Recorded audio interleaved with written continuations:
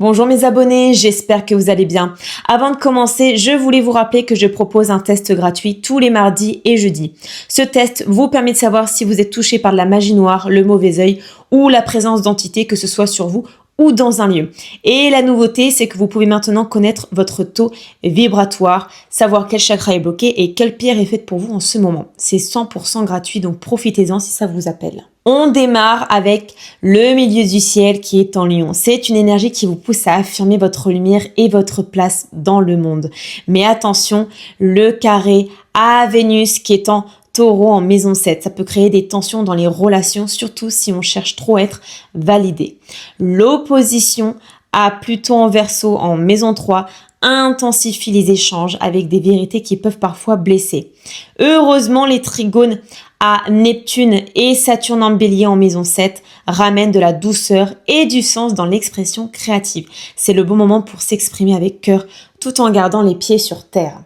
On continue avec Mercure en Cancer en maison 9. On est dans une pensée plus intuitive, plus tournée vers la quête de sens.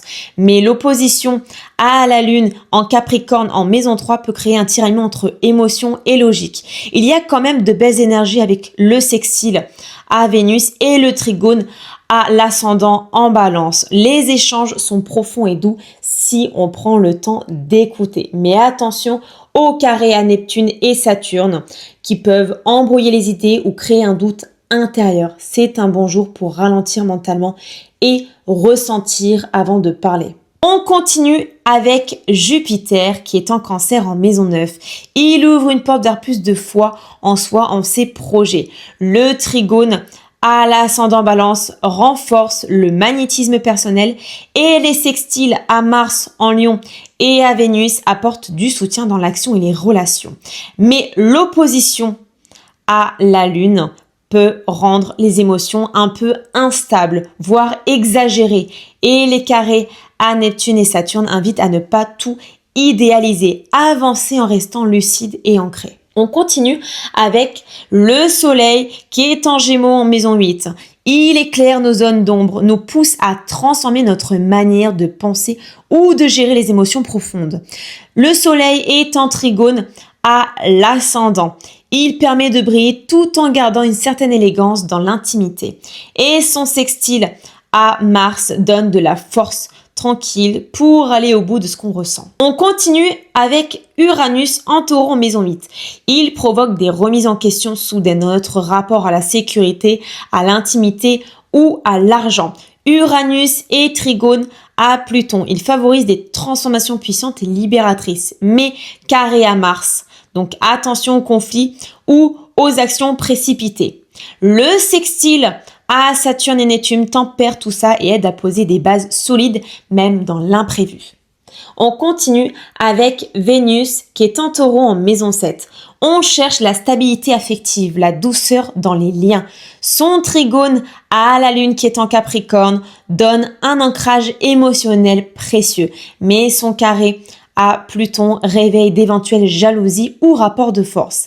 Et l'opposition à l'ascendant Balance nous confronte à nos attentes dans la relation à l'autre. C'est le bon moment pour réaligner amour et estime de soi. Et pour finir, on termine avec Saturne et Neptune en Bélier en maison 5.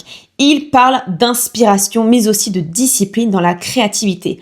Leur carré à la Lune montre que nos émotions peuvent brider ou déstabiliser nos élans artistiques ou amoureux. Mais le sextile à Pluton donne une puissance de transformation énorme. Si on traverse la brume, on en sort beaucoup plus fort. Et maintenant, nous laissons place au message de vos guides pour vous aujourd'hui.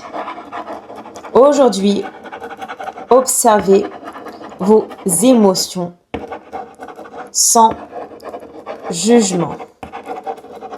Derrière chaque sensation se cache une clé, une vérité, une libération.